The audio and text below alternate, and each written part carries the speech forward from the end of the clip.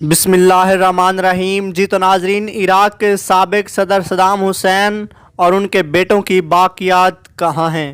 اس کا جواب شاید ان 3 افراد کے سوا کسی کو معلوم نہیں جنہوں نے ان کی میتیں داعش کے جنگجوؤں کی جانب سے بے حرمتی کے خدشے کے باعث کسی خفیہ مقام پر منتقل کر دی تھیں۔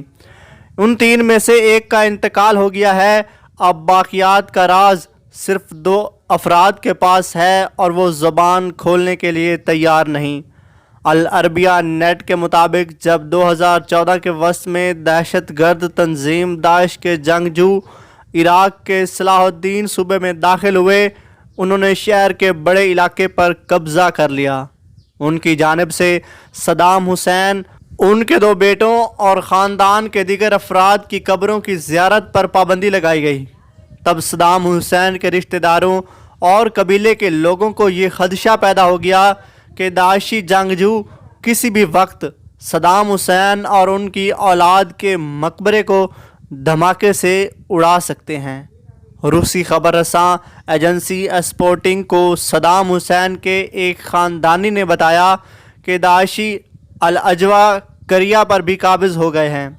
یہ شمالی عراق میں صدام حسین کا وطن ہے۔ داعشی جنگجوؤں نے اس مسجد کے منتظمین کو تنگ کرنا شروع کر دیا تھا، جس کے صحن میں صدام حسین، ان کے بیٹوں، پوتوں اور خاندان کے دیگر افراد دفن تھے۔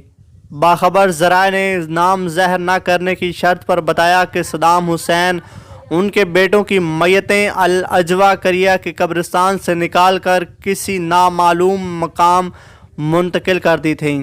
داعش کے جنگجوؤں نے مقبرہ بند کر دیا تھا، اور اطلاع یہ ہے کہ جن 6 افراد کی میتیں منتقل کی گئی وہ صدام حسین اور ان کے بیٹوں، پوتے مصطفیٰ، نائب صدر طٰہٰ یاسین رمضان اور انقلابی عدالت کے سربراہ عواد البندر کی تھیں۔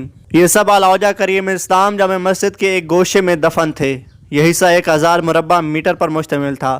میتوں کی منتقلی کا علم صدام حسین کے اہل خانہ میں سے کسی کو نہیں۔